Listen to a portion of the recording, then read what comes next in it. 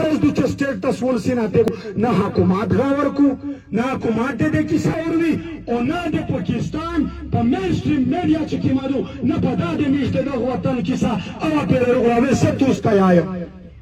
چې تاسو په دا غلطه ولستای چې چاغه په دغه وطن سے کاری سمیودین یا نومان یا مرتضی یا څلور د میشو نور یا په نار چې دا نه راڅومره د ټارګټ کیلینګ شکار دي دا کیسه وکړي چې دا خو غدارون دي دا خو د ملک خلاف دي آیا عثمانزای قبیله توس غدارون یای توس د ملک خلاف یای توس د انډیا د اسرائیل لري په خسته دي ولې حکومت د توس کسان اوروي ولې د توس کیسه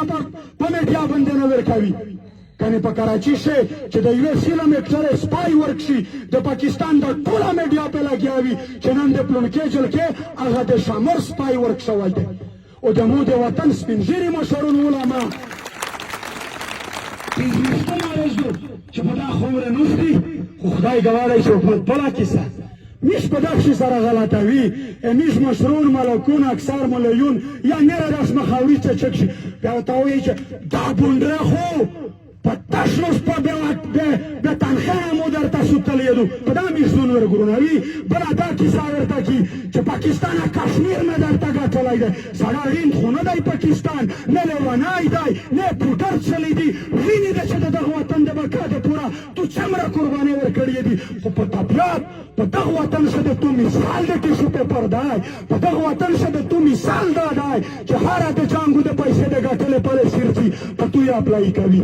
نو داغه د محب الوطنې خبره پرېږدې په کشمیر شه همیشه مشرونه هیڅ ننګ نه دی کړی د کشمیر د مشرومې خوانجې مانجې غشینه او پیسې یې په لاس تشر پرې کړې وې کرینه یې لیټ کړي دي د دغه رسیل فوج او د دغه رسیل ریاست په خوله نو په لحاظ د خدای د کشمیر په کیسې د کشمیر ننګ مار مخ شکاوي میش کشمیریون ته مخینه نشي ورنیوای چې رښتیا کشمیریون د دغه پنجابي سټیټ د پوره توس میش څومره ځورولې یستی نو په لحاظ د خدای چې بېننګي به عزتي مو کړی دو هغه کیسې بار بار ما تکراروي چې میش کشمیر ګټلی دی میش بونډه سوتلی یم کمال خبره دور دم دل مالشا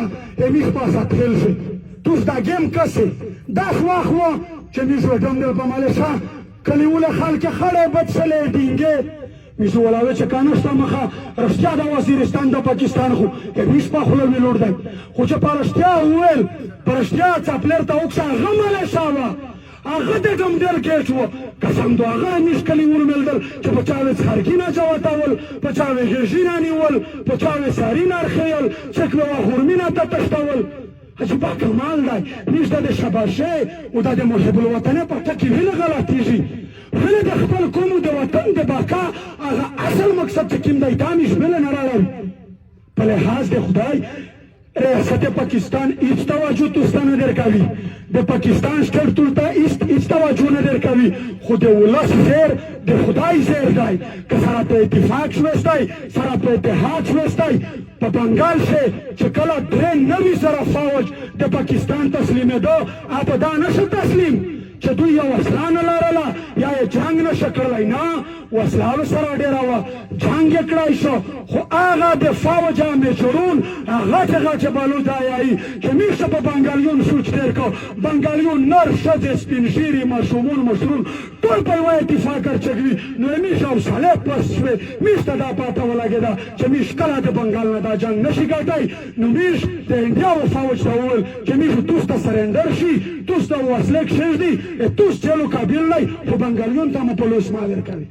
ځکه چې د بنګال ټول کوم داسې په اتفاق ارتېل و لکه د نن چې د اوټمنځای قبیله ارتېلادو نو زه سوال درته که خواست درته که چې خیلخیلي سیاسي اختلافات د پارټۍ اختلافات د ملایزم ملایکزم مشرزم دا کیسې چیمین دا سیټ ته کېستی داسې تاریخي اتفاق هم کړی دی چې ټوله دنیا درته ګوته په خوله دو چې خدا پاکه دا چیرې پرې د دومره په